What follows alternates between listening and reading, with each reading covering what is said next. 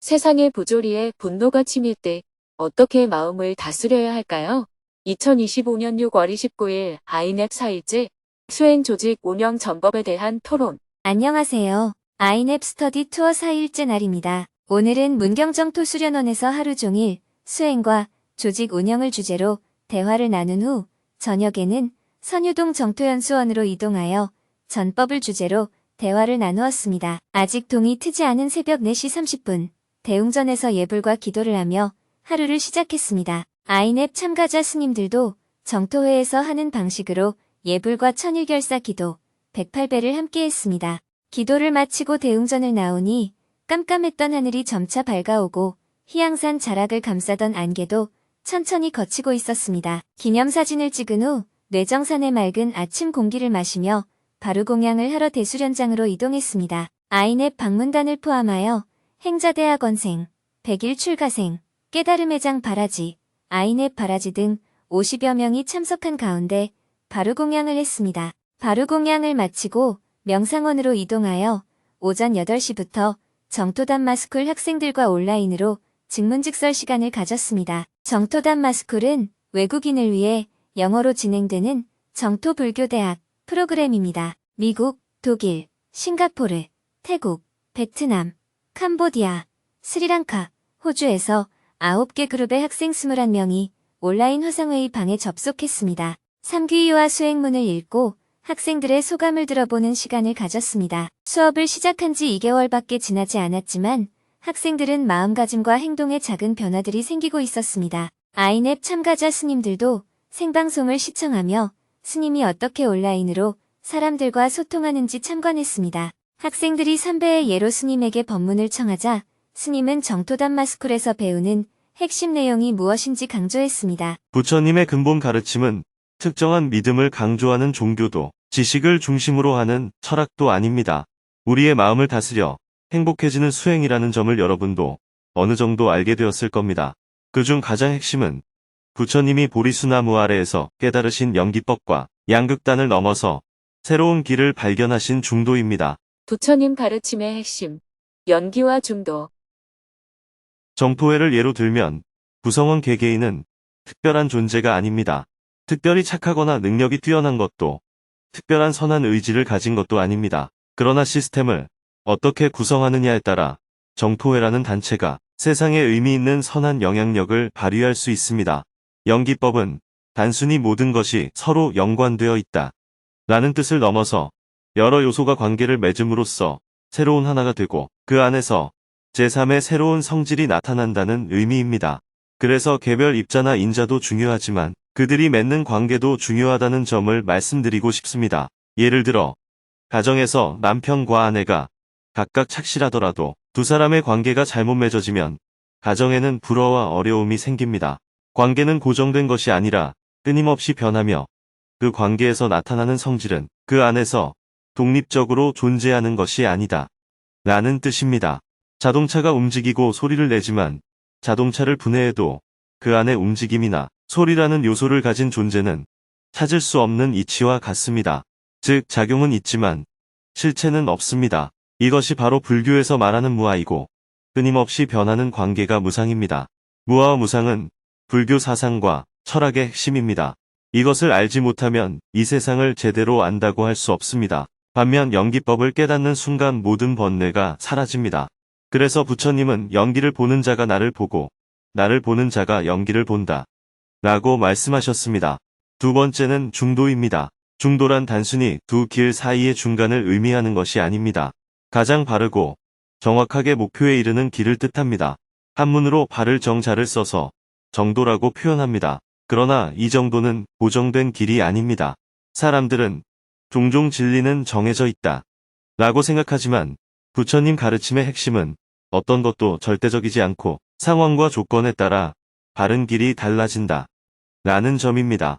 그러므로 이것이 진리다, 정답이다 라고 확신하는 태도는 매우 위험합니다. 과학적으로 말하면 불확정성 원리와도 유사합니다. 중도를 바르게 이해해야 변화하는 상황에 유연하고 정확히 대응할 수 있습니다. 불교에는 수많은 가르침이 있지만 가장 중요한 두 가지가 영기와 중도임을 다시 한번 강조하고 싶습니다. 이어서 수업 중에 궁금한 점에 대한 질문을 받았습니다. 세상의 부조리에 분노가 치밀 때 어떻게 마음을 다스려야 할까요? I've been learning a lot about the acceptance that there is no fixed point of view and that I'm not always right. But when I think about global affairs and see powerful people exploiting the weak with their cruelty and violence, and they don't seem to be held to account, I feel anger and frustration. I'm frustrated both with the leaders and perpetrators, as well as with those individuals who don't seem to see the reality of what is happening. What should I do about this anger and frustration? How can I come to terms with the way the world is right now? 요즘 모든 것이 정해져 있지 않다는 것과 내가 항상 옳은 건 아니라는 걸 받아들이는 데 대해 많이 배우고 있습니다.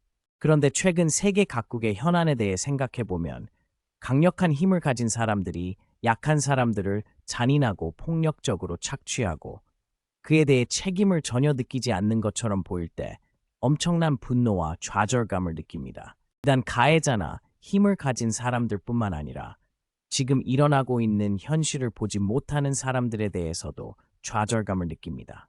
이 분노와 좌절감을 어떻게 처리해야 할까요? 지금 세상이 이렇게 돌아가는 걸 어떻게 받아들여야 할까요? 오늘날 세상에서 벌어지는 많은 일들을 보면 10년이나 20년 전과 비교해 부정의가 심해졌다고 말할 수 있습니다.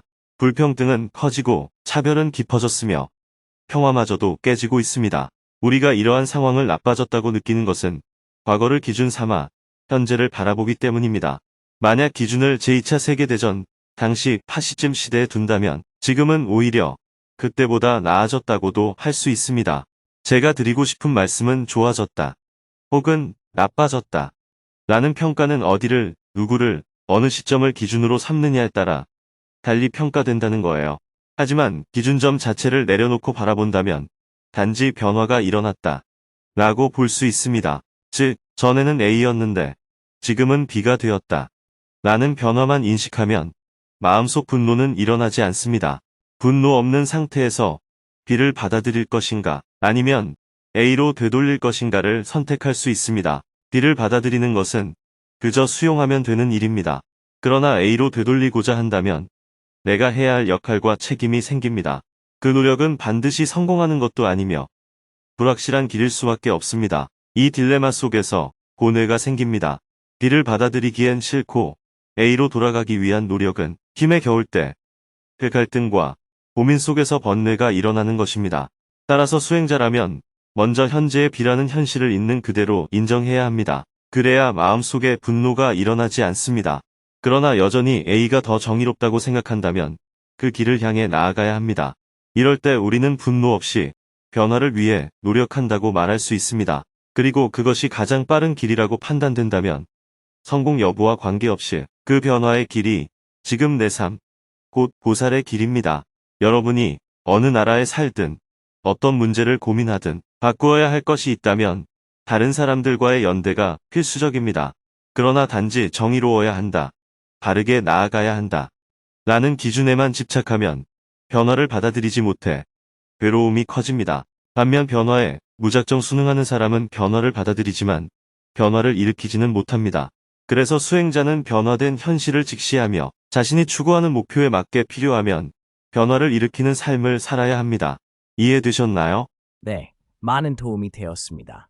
새로운 시각을 심어주신 것 같습니다. 계속해서 질문들이 이어졌습니다. 9시 30분에 대화를 마치고 다음 시간을 기약했습니다. 스님은 곧바로 아이넵 정토회 방문단과 대화를 나누기 위해 명상원 정념당으로 향했습니다. 9시 45분부터 대화를 시작했습니다. 오늘의 대화 주제는 수행과 조직 운영입니다. 먼저 정토회 국제연대팀 여지원 활동가가 정토회의 수행과 조직 운영이라는 주제로 정토회가 어떻게 개개인의 수행을 토대로 공동체를 유지해 나가고 있는지에 대해 자신의 경험을 바탕으로 생생하게 들려주었습니다. 정토회 회원이 되기 위해서는 수행, 봉사, 보시 세 가지를 실천해야 합니다.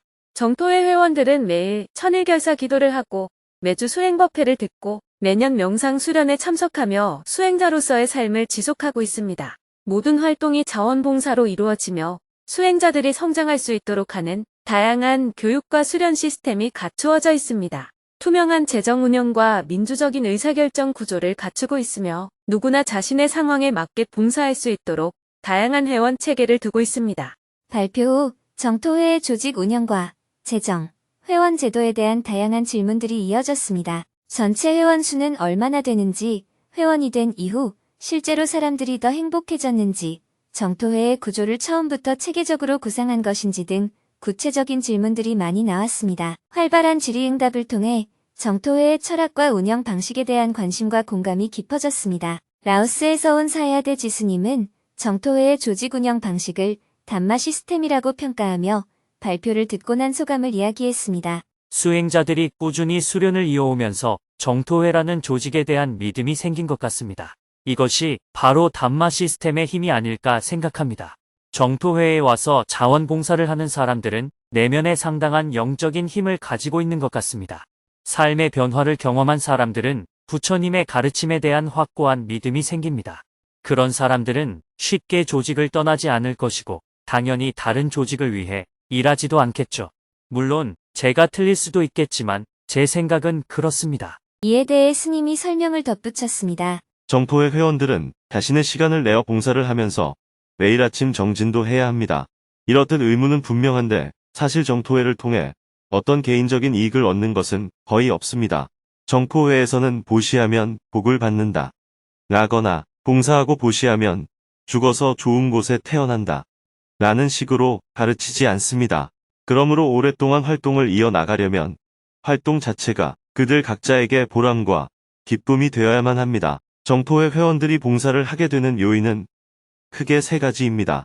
봉사를 지속할 수 있는 이유, 수행과 주인의식. 첫째, 정토회 회원들은 매일 수행을 통해 개인적인 문제와 가족 문제 등 삶의 고통을 덜어내고 있습니다. 그리고 1년에 2번 이상 정기적으로 집중 수행을 하면서 자신이 가지고 있던 문제들을 해소하고 있습니다. 또 매주 열리는 수행법회에서 자신의 어려움을 말할 수 있는 증문즉설에 참여합니다.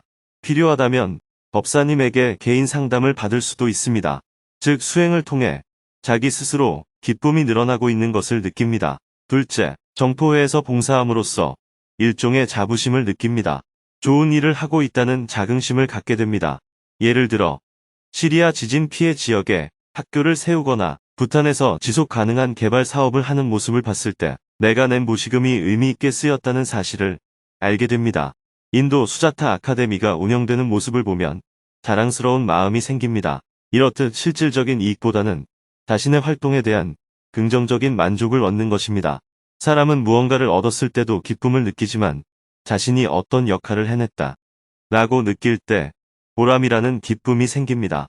보람을 느끼는 사람은 지속해서 봉사를 하게 됩니다. 셋째, 자신들이 함께 의논하고 결정하고 실행하면서 일이 진행되다 보니 단순히 저를 따르는 소극적인 태도보다는 이 일은 나의 일이다 하는 주인의식을 갖게 됩니다. 다만 그럼에도 불구하고 중간에 그만두는 경우가 종종 생기는데 그 이유는 대부분 너무 힘이 들어서입니다. 봉사를 하면서 동시에 직장생활과 가정생활을 병행하는 일이 너무 벅차서 그만두는 경우가 덜어 있습니다. 이어서 미얀마에서 온 키티사라 스님이 개인 수행을 주제로 발표를 했습니다. 스님은 마음 챙김과 지혜, 절제된 노력이 괴로움에서 벗어나 열반에 이르는 길이라고 강조하며 보이는 이익, 보이지 않는 이익, 궁극적 이익을 불교 수행의 3단계로 설명했습니다. 제가 운영하는 보디아에냐 명상센터는 사마타 명상과 위빠사나 명상을 결합한 45일, 15일, 9일 명상 수련을 통해 깊은 수행을 실천하고 있습니다. 또 다른 활동인 담마스쿨은 미얀마 전역에 6천여 개의 학교를 설립해 청소년에게 불교 교육과 도덕 교육을 제공하고 있습니다. 지혜와 자비가 함께할 때 사회적 실천은 선택이 아닌 당연한 삶의 표현입니다. 키티사라 스님은 수행과 교육, 사회봉사가 하나로 이어져야 함을 강조해서 큰 박수를 받았습니다. 대화가 깊어가고 있는 무렵 점심시간이 되었습니다. 다 함께 정정당으로 이동하여 식사를 했습니다. 아이넵 참가자 스님들이 접시에 음식을 담아 자리에 앉아 식사를 준비해준 자원봉사자들이 앞으로 나와 인사를 했습니다. 스님들은 자원봉사자들을 위해 축원 기도를 해주었습니다. 스님은 자원봉사자들과 기념사진을 함께 찍었습니다. 정성껏 준비해 주셔서 감사합니다. 식사를 마치고 스님은 아이넵 정토회 방문단 모두에게 부채를 하나씩 선물했습니다. 더울 때마다 부채를 펼쳐 시원한 바람을 쐬어보세요. 잠시 휴식 시간을 가진 후 오후 1시 30분부터 다시 대화를 시작했습니다. 스리랑카에서 온 담마난다 스님의 발표가 이어졌습니다. 저는 스리랑카에서 와폴라 라울라 재단과 그 산하 연구소인 WRI를 설립하여 활동을 하고 있습니다. 팔리어 3장과 주석서 연구, 불서 출판 등을 통해 초기 불교 교육을 확산시키고 있으며 동시에 종교 간 긴장 완화와 화해를 위한 종교 간 대화 프로그램과 쌍둥이 학교를 운영하고 있습니다. 사회적 치유 및 생계 향상 프로젝트도 병행하고 있습니다. WRI에서는 불교의 사회적 실천을 강조하며 승가개혁과 사찰의 변화, 미래의 스님과 사찰을 준비하는 에타 비익슈바, 에타 판살라 프로그램을 운영 중입니다. 조직은 이사회, 운영위, 자원봉사자 중심으로 구성되며 재정은 전적으로 대중의 자발적 후원에 의존하고 있습니다. 발표를 마치고 본격적으로 토론을 시작했습니다. 먼저 스님이 주제를 다시 한번 강조해 주었습니다. 오늘 대화하고자 하는 주제는 두 가지입니다. 첫째, 개인이 어떻게 수행해 나갈 것인가입니다. 둘째, 그렇게 수행하는 사람을 기초로 어떻게 조직을 운영해 나갈 것인가입니다. 먼저 라오스에서 온 사야돼지 스님이 자신의 고민을 이야기했습니다. 정토회는 어떻게 정부 지원 없이도 안정적으로 운영될 수 있을까요? 스님께서 정토회의 조직 운영에 대해 설명하시는 걸 들으면서 정말 대단하다고 느꼈습니다. 제가 속해 있는 대학교는 정부가 운영합니다. 그런데도 다른 대학에 비해 뒤처져 있고 캄보디아와 비교해봐도 라오스는 아직 여러모로 부족한 점이 많습니다. 큰 문제 중 하나는 저희 학교에서 선생님으로 일하는 스님들이 대부분 다른 나라에서 유학을 마치고 돌아오는데 이분들에게 충분히 급여를 드릴 수 없다는 점입니다. 스님들에게 월급을 따로 지급하지 않기 때문입니다. 또 교통 문제도 큽니다. 숙소가 학교와 멀어 스님들이 툭툭이를 탈 때도 자비로 부담해야 합니다. 그래서 어떤 분들은 이직을 고민하기도 합니다. 해외에서 공부를 마친 후 우리 대학에 와서 계속 가르칠지 아니면 환속하고 다른 직업을 가질지 늘 고민합니다. 학교 선생님들이 화장실이나 도서관 같은 시설을 보수하고 싶어도 현실적으로 쉽지 않습니다. 건물을 보수하거나 새로 지을 때도 정부 지원이 아니라 개별 후원을 받아야만 했습니다. 이렇게 정부 학교임에도 여러 현실적인 어려움이 있습니다. 그런데 정토회를 보면 정부 지원 없이도 조직만으로 안정적으로 운영됩니다. 저희와는 참 큰 차이가 있어 보입니다. 그래서 이 프로그램을 마치고 제가 무엇을 할 수 있을지 고민이 됩니다. 스님께서 이 프로그램이 끝난 뒤 저에게 어떤 방향으로 나아가면 좋을지 제안이나 조언을 부탁드립니다. 스님은 정토회가 걸어온 길을 설명하며 수행자는 조직 운영에 대해 어떤 관점을 가져야 하는지 이야기해 주었습니다. 여러분이 계신 동남아시아 5개 국가와 한국은 종교 활동의 배경이 매우 다릅니다. 여러분이 사는 5개 국가는 모두 불교 국가이기 때문에 정부와 불교 종단이 아주 밀접하게 연관되어 있습니다. 종단의 일이 곧 정부의 일이기도 한 경우가 많죠. 제가 부탄에서 활동하면서 봐도 정부 예산의 상당 부분이 불교, 사찰을 운영하는 데 쓰입니다. 그래서 정부 관료들이 절 운영에 정부 예산을 너무 많이 쓴다고 불평하는 경우도 있습니다. JTS처럼 어려운 사람들을 위해 돈을 쓰는 게 아니라 사찰을 짓고 불상을 만드는 데에 많은 예산을 쓰는 거예요. 그러니 주민들 입장에서는 안 그래도 쓸 돈이 없는데 왜 이렇게 절에만 돈을 쓰느냐 하고 불평이 나올 수밖에 없습니다. 반면 한국은 어떤 종교도 국교로 정하지 않고 정부와 종교는 철저히 분리되어 있습니다. 그래서 학교 교육에는 우리가 개입할 여지가 전혀 없습니다. 정부가 교육을 전적으로 책임지기 때문입니다. 미얀마처럼 할 수 없는 이유가 여기에 있습니다.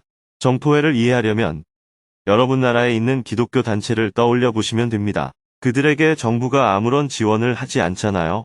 정부와 아무 관계없이 스스로 활동합니다. 물론 외국에서 지원이 들어오기도 하지만 많은 경우 스스로 자립해 나갑니다. 정토회도 그런 방식으로 활동해 점차 확장해온 단체라고 이해하시면 됩니다. 그래서 우리는 자립 구조를 가질 수밖에 없습니다. 전통 불교는 절이 문화재로 지정되면 정부 지원을 받기도 하고 관광 수입도 있습니다. 하지만 정토회는 그런 것이 전혀 없이 오직 회원들의 회비와 후원금뿐입니다. 정토회가 다른 절에 비해 수입이 많은 것도 아닙니다. 왜냐하면 돈을 내면 복을 받는다든지 죽어서 좋은 곳에 간다든지 하는 얘기를 일절 하지 않기 때문이에요. 우리는 복을 비는 종교가 아니라 자신의 어리석음을 깨우치는 수행을 강조합니다. 그래서 복을 비는 행위가 없습니다. 지금의 정토회가 이런 수행단체로 여기까지 오기에는 사실 많은 시간이 걸렸습니다. 한국 사회 안에서도 매우 특이한 경우라고 이해하시면 됩니다. 현재 정토회는 모든 것이 자원봉사 체제로 운영됩니다. 그래서 수입이 많아서가 아니라 지출이 적기 때문에 재정에 조금 여유가 있는 것입니다. 외국에서 공부한 스님들은 불교를 공부하고 돌아오더라도 스스로를 전문적인 학교 선생님처럼 생각하기 때문에 월급이 필요한 거예요. 만약 승려가 아니라면 월급을 받을 수 있지만 승려이기 때문에 월급을 못 받으니 밖으로 나갈 수밖에 없는 겁니다. 저는 이것이 수행적 관점이 덜 잡혔기 때문이라고 생각합니다. 문제는 어느 쪽이든 해결이 필요합니다. 하나는 시스템이 이분들의 생활을 안정적으로 보장해 주든지 아니면 스님 개개인이 수행자로서 헌신적으로 새로운 것을 시작하든지 둘 중 하나입니다. 정토회는 부자의 길을 걸었다고 볼 수 있습니다. 반면 현재 조계종의 스님들은 종단에서 후원을 받기 때문에 전자의 방식을 따르고 있습니다. 라오스의 경우에는 종단이 아직 불교를 발전시킬 충분한 운영 능력이나 조직 체계를 제대로 갖추지 못했다고 볼 수 있습니다. 종단이 변화해서 이런 문제들을 제대로 후원할 수 있도록 체계를 바꿀 필요가 있습니다. 라오스가 경제적으로 어렵다고는 하지만 불교 종단에는 정부 지원금이나 후원금이 어느 정도 들어오기 때문입니다. 그 돈을 어디에 어떻게 쓸지를 잘 결정해야 합니다. 지금 질문하신 스님 말씀을 들어보면 교육에 충분히 투자하지 않는다는 얘기입니다. 결국 다른 길은 정토회처럼 밑에서부터 개별적으로 운동을 시작하는 수밖에 없습니다. 다만 그렇게 하려면 많은 어려움을 겪어야 합니다. 돈을 모으는 것뿐만 아니라 필요한 일도 다 스스로 해야 하기 때문입니다. 사람은 엄청난 자산이기 때문에 사람을 소중히 여겨야 합니다. 길게 보면 건물을 하나 짓는 것보다 훌륭한 사람 한 명을 확보하는 것이 훨씬 더 중요합니다. 공부야 나무 밑에서도 할 수 있지만 훌륭한 선생님 한 분은 쉽게 얻을 수 없지 않습니까? 물론 정부나 종단이 그렇게 해주면 좋겠지만 그렇지 않으면 방법이 없잖아요. 그래서 제가 여러분과 이런 대화를 나누는 이유도 정부나 종단을 제외하고 우리가 스스로 무엇을 할 수 있을까를 함께 논의하기 위해서입니다. 제가 부탄에서 하는 프로젝트도 마찬가지입니다. 마을 발전을 위해 정부가 지원해주면 좋지만 그렇지 않으면 그냥 가난하게 살 것인가 아니면 우리가 스스로 뭔가 할 것인가를 결정해야 합니다. 이어서 소비치아 스님이 캄보디아에서 불교대학을 운영하며 느낀 점과 고민을 이야기하고 미얀마에서 온 키티사라 스님이 미얀마에서 담마스쿨을 운영하며 느낀 점과 고민을 이야기했습니다. 토론을 마무리하면서 태국에서 온 프라윈 스님이 웃으며 말했습니다. 조직 운영은 항상 세 가지 M이 문제입니다. 머니, 매니지먼트가 조화를 이루지 못하면 아무리 좋은 뜻과 계획이 있어도 실행에 옮기기 어렵습니다.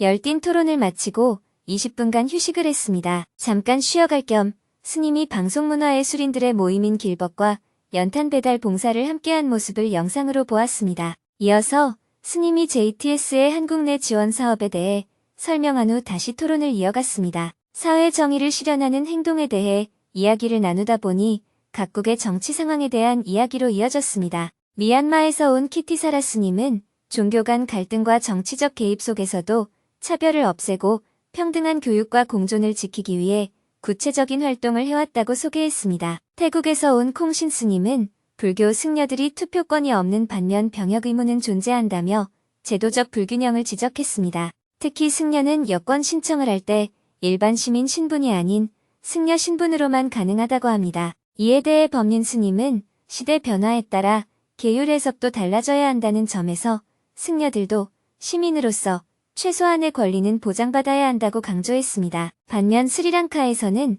승려도 시민권과 투표권이 있으며 국회의원 출마까지 가능하지만 차량 운전은 금지되어 있는 등 여전히 제도적 모순이 존재한다고 덧붙였습니다. 나라별로 종교와 정치의 관계, 승려의 사회적 권리와 역할은 매우 다양하고 복잡함을 알 수 있었습니다. 한창 토론을 하는 가운데 스리랑카의 담마난다 스님이 자신이 겪은 일을 이야기했습니다. 스리랑카의 경제가 무너지고 사람들이 1000여 명이나 모여 항의하던 때였습니다. 저는 직접 그 현장에 가서 사태를 지켜보고 개입하게 되었습니다. 제 의도는 단 하나, 폭력을 쓰지 말자는 것이었습니다. 그런데 그 자리에서 제 사진이 찍혔고 시위가 폭력적으로 변하면서 이 승려가 폭력 시위대에 가담했다. 라는 식으로 보도가 나갔습니다. 하지만 저는 진심으로 좋은 뜻으로 폭력을 막고 싶었을 뿐이었습니다. 그런 상황에서 저는 뒤로 물러설 수도 그렇다고 앞으로 나아갈 수도 없었습니다. 이렇게 공격을 받는 상황에서 제가 어떻게 해야 할지 모르겠습니다. 이에 대해 스님이 말했습니다. 사람은 살다 보면 뜻하지 않게 오해를 받기도 합니다. 우리가 잘못하지 않았더라도 이를테면 자동차를 몰다가 사고가 날 수 있잖아요. 차 사고가 났다고 해서 꼭 나쁜 의도로 운전한 것은 아닙니다. 하지만 다쳤다면 치료는 받아야 하죠. 그런 것처럼 어떤 일은 아무리 좋은 의도로 했더라도 그 결과가 상대에게 어떻게 전달되느냐에 따라 전혀 다르게 비칠 수 있습니다. 결국 아무리 좋은 마음으로 한 일이라 해도 그것이 온전히 상대에게 전달된다는 보장은 없습니다. 그럴 때 우리는 원치 않는 과보를 받기도 해요. 이어서 캄보디아에서 온 폭판 스님이 질문했습니다. 소통을 잘하려면 어떻게 해야 하나요? 스님의 경험을 조금 더 듣고 싶습니다. 평소 소통이나 관계는 어떻게 이어가고 계신가요? 관계를 유지하는 데 도움이 되는 스님의 소통 방식이 궁금합니다. 스님이 대답했습니다. 저도 소통을 잘 못해요. 그냥 대강하고 있는 거예요. 굳이 말씀드리자면 소통을 잘하는 비결은 잘 말하는 것이 아니라 잘 들어주는 것입니다. 우리는 흔히 소통을 말하는 것이라고 생각하는데 진정한 소통은 듣는 것입니다. 내가 말하는 것을 상대가 그냥 듣고 있는 것을 소통이라고 하지는 않습니다. 그게 소통이라면 왕이야말로 제일 소통을 잘하는 사람이겠죠. 왕이 말하면 신하들이 듣기만 하니까요. 하지만 그것은 진짜 소통이 아니에요. 어떤 지도자가 국민과 소통한다는 것은 국민의 목소리를 귀 기울여 듣는다는 뜻입니다. 그러니 소통을 잘하고 싶다면 어렵게 생각할 것 없습니다. 그냥 들으면 됩니다. 하지만 우리는 남의 말을 듣는 것보다 내 말을 하기가 더 쉽습니다. 그래서 소통이 어려운 거예요. 많이 들으세요. 이외에도 해외에도 정토회 사무실이 있는지, 활동가들의 가족이 정토회에 대해 항의를 하거나 반대 시위를 한 적이 있었는지, 태국에서는 출가를 하려면 부모의 허락이 필수인데 정토회 출가자들도 모두 부모의 동의를 받았는지 등 다양한 질문들이 있었습니다. 조직 운영에 대해 많은 대화를 나눈 후 스님이 제안했습니다. 저녁 식사는 간단히 먹고 산책을 합시다. 이렇게 경치가 좋은 곳에 와서 방 안에만 앉아서 이야기만 하고 있을 순 없잖아요. 근처에 선유동 계곡이라고 경치 좋은 곳이 있습니다. 오후 5시 30분에 저녁 식사를 하고 선유동 계곡으로 이동했습니다. 차를 타고 학천정에 내린 후 선유동 계곡을 따라 난 산길을 함께 걸었습니다. 계곡을 따라 흐르는 시원한 물소리가 더위에 지친 마음까지도 식혀주는 듯 했습니다. 선유동 정토연수원으로 돌아온 나인앱 참가자 스님들은 간단히 정비 시간을 가진 후 저녁 7시 10분에 대강당에 모였습니다. 저녁 예불을 하기 전에 스님이 정토회 법사단의 일원인 묘양 법사님의 부고 소식을 알렸습니다. 아인앱 참가자 스님들은 묘양 법사님을 위해 기도를 하고 싶다고 했습니다. 스님은 감사의 마음을 전하면서 묘양 법사님에 대해 간단히 소개했습니다. 어제 묘양 법사님이 돌아가셨습니다. 묘양 법사님은 정토회 법사단에서 나이가 젊은 분에 속합니다. 대학생 때 정토회 공동체에 입방하여 지금까지 활동을 해왔습니다. 오랫동안 정토 출판 부서를 이끌어 오시다가 법사 수계를 받고 나서는 법사 교육을 담당하셨습니다. 암 진단을 받고 나서 갑자기 병세가 악화되어 돌아가시게 되었습니다. 그래서 우리 모두가 마음 아파하고 있습니다. 그러나 이것이 인생인데 어떡하겠습니까? 여러분이 기도를 해주신다고 하니 정말 감사드립니다. 이어서 아인앱 참가자 스님들을 대표하여 담만한다 스님이 이 기도에 담긴 의미에 대해 이야기했습니다. 법륜 스님께서도 사랑하는 제자의 부고 소식이 안타까워서 마땅히 장례식에 참석하고 싶으시겠지만 그럼에도 불구하고 오늘 저희와 함께 시간을 보내주셔서 감사드립니다. 그래서 저희들도 함께 위로의 마음을 전하고 싶습니다. 저희들이 각자 자신의 나라에서 했던 모든 선행의 힘으로 묘양 법사님이 가시는 길의 평화로움이 깃들기를 기도합니다. 지금 하려는 의식은 저희들의 간절한 마음을 모아서 한 곳에 담는 의식입니다. 빈자는 돌아가신 분을 상징합니다. 옆에 있는 주전자는 우리 모두를 상징합니다. 그 안에 있는 물은 법사님에 대한 감사함과 우리들의 선의를 상징합니다. 이제 물을 빈잔에 담겠습니다. 잔이 넘칠 때까지 물을 따르겠습니다. 이것은 묘양 법사님의 평온함을 위해 빈잔이 차고 넘칠 때까지 우리의 진심을 주겠다는 의미입니다. 단만한다 스님은 빈 잔에 물을 가득 부었습니다. 그리고 다 함께 테라바타 방식으로 기도를 시작했습니다. 묘양법사님을 위한 기도를 마친 후 저녁 예불을 했습니다. 해가 저물자 무더위가 한풀 꺾이며 저녁바람이 살랑살랑 불어와 몸과 마음을 식혀주었습니다. 저녁 7시 30분에 회의실에 모여 다시 발제와 토론을 시작했습니다. 정토회 국제협력팀 최지선 활동가가 정토회의 전법 활동에 대해 발표했습니다. 이어서 스님이 수행, 전법, 실천을 핵심으로 하는 정토회의 전법 활동을 설명했습니다. 우리가 부처님의 일생을 살펴보면 부처님은 깨달음을 얻으신 뒤에 45년 동안 한순간도 쉬지 않고 전법 활동을 이어가셨습니다. 이처럼 부처님의 법을 우리 주변 사람들에게 널리 전하는 것은 불자에게 매우 중요한 사명입니다. 정토회가 특히 강조하는 것도 바로 이 점입니다. 정토회에서는 수행, 전법, 사회실천 이 세 가지를 핵심 가치로 삼고 있습니다. 먼저 자신을 위해서는 수행을 통해 괴로움이 없는 자유로운 사람이 되고 타인을 위해서는 부처님의 법을 적극적으로 전하며 나아가 사회를 위해서는 정의와 평화를 실현하는 사회 활동을 펼칩니다. 정토회의 핵심 가치, 수행, 전법, 사회 실천. 특히 전법을 위해서는 지금 우리가 활용할 수 있는 모든 수단을 최대한 동원하려 합니다. 물론 수행자들이 행복하게 살아가는 모습을 보여주는 것이 최고의 전법이지만 현대사회는 그것만으로는 부족할 때가 많습니다.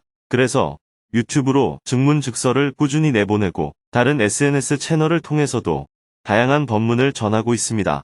책을 출판하기도 하고요. 깨달음의장 같은 수련 프로그램은 정토 행자가 아닌 일반인도 참여할 수 있어서 처음 불교에 입문하는 사람에게 좋은 길잡이가 됩니다. 이런 바탕 위에서 행복학교가 운영되고 있고요. 정토회가 구체적으로 사람들과 인연을 맺는 통로는 행복학교, 정토불교대학, 깨달음의장 이 세 가지라고 할 수 있습니다. 출판과 SNS가 넓은 토대를 형성한다면 깨달음의장과 행복학교, 정토불교대학은 정토회가 사람들과 직접 만나는 접점이라 할 수 있습니다. 한 단계 더 깊이 들어가면 경전대학이 있는데 이것 또한 법을 전하는 중요한 통로입니다. 이외에 사회 실천 활동도 간접적으로 전법에 큰 도움이 됩니다. 한반도 평화를 위한 노력이나 북한에 대한 인도적 지원은 대외적으로 불교에 대한 이미지를 개선합니다. JTS가 하는 다양한 국제 구호 활동이나 에코붓다에서 하는 환경 실천 운동 또한 사람들에게 불교에 대한 좋은 이미지를 전할 수 있습니다. 이런 다양한 활동을 통해 전법을 실천하고 있습니다. 이후 참가자들은 틱톡은 왜 사용하지 않나요? 스님의 하루는 어떻게 매일 작성될 수 있나요? 스님의 하루에 실리는 법문은 어떻게 선정되나요? 정부에서 SNS를 검열하거나 댓글 부대의 공격을 받는 일은 없었나요? 영어 유튜브 구독자의 연령, 성별 분포는 어떻게 되나요? 등 주로 온라인 전법 활동에 대한 질문들이 많이 나왔습니다. 스리랑카의 단만한다 스님은 법륜 스님이 어떻게 현대인들에게 맞는 개방적인 대화 방식을 취하게 되었는지 그 이유를 물었습니다. 전통 교육을 받은 스님이 어떻게 증문즉서를 하게 되었나요? 스님들이 계를 받기 위해 교육을 받을 때는 전통적인 방식으로 아주 엄격하고 정해진 절차에 따라 배우고 말하도록 훈련받습니다. 그런데 부처님은 45년 동안 사람들을 만나 전법을 하실 때 실제 문제점에 대해 말씀하시며 열린 대화를 하셨지 정해진 대화만 하시지는 않았습니다. 그런데 법륜 스님도 증문즉서를 통해 전통적인 말씀만 하지 않고 매우 직접적이고 열린 대화를 하시던데 그렇게 엄격한 전통 교육을 받고도 어떻게 그런 대화를 하실 수 있는지 궁금합니다. 저는 중학교 때 처음 절에 갔습니다. 고등학교 때는 경주 지역 불교학생회 부회장과 회장을 했습니다. 그런데 당시에는 한국이 전통불교 분위기라 학생들이 절에 오는 것을 별로 좋아하지 않았습니다. 학생들은 시끄럽게 떠들고 또 보시도 하지 않으니 절에서 싫어했어요. 그래서 수련을 하려고 해도 절을 구하기가 굉장히 어려웠습니다. 겨우 어떤 절을 빌려 수련하다가도 몇백 명이 모였다가 쫓겨난 적도 있었습니다. 첫째는 시끄럽다는 이유였고, 둘째는 여학생과 남학생이 함께 와서 시시덕거리는 게 보기 싫다는 것이었습니다. 그래서 학생들을 위해 조금 떠들어도 되는 수련장을 갖는 것이 우리의 소원이었습니다. 또 학생들을 가르치는 스님들의 법문 내용이 할머니들에게 이야기하는 수준이라 학생들에게는 안 맞았습니다. 그래서 우리가 직접 중고등학생을 위한 교육 내용을 만들고 수련을 지도했습니다. 그 뒤에는 대학생들을 위해서도 강의를 했고요. 그러다 보니 자연스레 학생들 눈높이에 맞게 과학적이고 합리적으로 설명하게 된 거죠. 전통불교는 절 안에서 아무리 훌륭해도 밖에서는 아무도 모르니 알아야 가치가 있지. 모르면 무슨 가치가 있나. 이 아이들에게 맞는 불교를 해야 한다. 이런 관점이었습니다. 저는 불교를 좋아하면서도 전통 불교에는 늘 아쉬움을 느꼈기 때문에 청소년과 청년들에게 맞게 법문을 하기 위해 더 많이 연구하게 됐던 것 같습니다. 그런 과정에서 자연스럽게 대중과 더 많이 대화하는 쪽으로 가지 않았나 싶습니다. 계속해서 질문이 이어졌습니다. 아이넵 참가자 스님들은 오늘의 법륜 스님이 있기까지 그 배경이 무엇인지에 대한 관심이 많았습니다. 스님은 어떻게 다양한 불교 전통의 전문성을 갖게 되셨나요? 스님은 민주화 운동도 하셨다 하고 예전에 머리를 기른 채 봉암사에서 부목으로 일하셨다고 들었습니다. 그런데 어떻게 마하야나, 테라바타, 젠불교의 여러 전통에 대해 모든 전문성을 갖게 됐는지 궁금합니다. 저는 전문성이 없습니다. 돌팔이입니다. 다만 이런 문제의식을 늘 갖고 있었어요. 마하야나에서는 테라바타 교리를 대체로 부정합니다. 그런데 선불교를 공부하면 이번에는 또 마하야나를 부정하죠. 이게 한국 불교의 큰 문제라고 봤습니다. 우리가 처음 불교를 배울 때는 불교의 근본 사상을 배우잖아요. 그런데 막상 대승불교 경전을 보면 이런 근본 가르침을 소승불교라고 낮춰 부릅니다. 테라바타 불교를 초등학생 수준이라며 깔아내리고 대승불교는 대학 수준이라며 자부하죠. 그런데 선불교로 가면 아예 경전을 읽고 공부하는 것 자체를 부정해버립니다. 이러니 공부를 하면 할수록 심리적으로 불교의 가르침이 한 곳으로 모이지 않고 오히려 혼란이 깊어집니다. 그런데 여러분은 주로 테라바타만 공부하니까 별다른 문제의식을 잘 못 느낄 수 있습니다. 마하야나를 공부하면 테라바타를 부정하고 선불교를 공부하면 또 마하야나를 부정하고 그러다 보니 불교의 본질은 과연 무엇인가? 라는 문제의식을 가질 수밖에 없었습니다. 본래 부처님의 가르침은 시간이 흐르면서 점점 왜곡되고 관념화되었습니다. 그래서 다시 본래의 불교 가르침으로 돌아가자 해서 새로운 불교 운동이 일어났습니다. 그러나 기존의 불교에서 보면 이런 사람들은 사입이란 말이에요. 그래서 너희가 하는 것은 불교가 아니다 하고 배척했습니다. 그러자 새로운 불교를 주장한 사람들은 너희는 작고 우리는 크다 라며 스스로를 마하야나라 부르고 상대는 히나야나라 깎아내린 겁니다. 그런데 중국에 들어온 마하야나는 또 지나치게 학문화되어 버렸습니다. 그래서 이것은 부처님의 진정한 가르침이 아니다 라며 선불교가 새롭게 일어난 것입니다. 책이나 경전을 붙들고 공부하는 것을 불립문자라고 하면서 부정하고 너의 마음을 손가락으로 가리키듯이 직접 봐라 라고 한 거죠. 이런 과정에서 보면 부처님의 초기 가르침과 대승불교, 선불교의 초기 가르침은 다 내용이 일치한다고 볼 수 있습니다. 그런 점에서 저는 마하야나, 테라바타, 선불교를 구분하지 않게 됐습니다. 그래서 정토 행자들은 먼저 테라바타의 근본 가르침을 먼저 배우고 부처님의 일생을 익힙니다. 그리고 마하야나는 모든 경전을 다 배우는 것이 아니라 대승 초기의 가르침만 공부합니다. 그것은 근본 가르침과 맥을 같이 하기 때문입니다. 그러나 마하야나는 뒤로 갈수록 거의 힌두교 수준으로 변해갑니다. 선불교도 초기의 문제의식은 근본 불교와 같지만 지금의 선불교는 본래의 직관력이 많이 사라졌습니다. 그래서 저와 정토행자들은 근본 불교 가르침과 일치하는 관점에서 선불교와 배승불교를 공부하고 있습니다. 밤이 깊어질수록 대화도 점점 깊어졌습니다. 스님은 경전 속에서 인도의 전통 사상이 들어간 요소를 걷어내야 부처님의 가르침을 올바르게 이해할 수 있다며 인류문화학사적으로 부처님의 일생을 재해석하여 설명했습니다. 스님의 열정적인 설명에 올해로 10년째 아이넵 정토회 방문 프로그램에 참가하고 있는 안첼리 님이 웃으며 말했습니다. 스님이 이렇게까지 깊이 부처님법에 대해 말씀하신 건 이번이 처음인 것 같아 스님도 행복해 보이고 또 스님이 하시는 말씀을 다른 스님들도 이해하고 계신 것 같아 저도 기쁩니다. 스님이 되물었습니다. 이해하는지 아닌지 자기가 어떻게 알아요? 안첼리 님이 다시 웃으며 말했습니다. 알 수 있답니다. 여기서 제일 행복한 사람은 법륜 스님이신 것 같습니다. 사야대지 스님은 테라바타와 마하야나는 두 개의 날개와 같다며 스님의 설명에 깊이 공감했습니다. 예전에 어떤 불교학자가 마하야나와 테라바타를 새의 두 날개에 비유했습니다. 새가 한쪽 날개로는 날 수 없듯이 두 가지가 함께 가야 한다는 뜻이지요.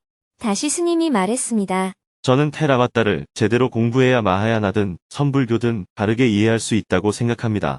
근본 불교를 모르고 마하야나와 선불교를 공부하는 것은 마치 1층 없이 2층, 3층 집을 짓는 것과 같다고 생각합니다. 마지막으로 테라바타에서 비구니 제도를 인정하지 않는 이유에 대해 열띤 토론이 이어졌습니다. 스리랑카, 태국, 한국 등 각국의 승가 전통 속에서 비구니 출가의 역사적 정당성과 제도적 한계에 대해 의견이 오갔고 법륜 스님은 테라바타에서도 성평등의 관점에서 비구니 제도의 허용을 다시 검토해야 할 필요성을 제기했습니다. 오늘은 열띤 토론이 이어진 끝에 밤 10시에 대화를 마무리했습니다. 내일은 새벽 4시에 일어나 4시 30분에 예불을 드리고 두북 수련원으로 출발하겠습니다.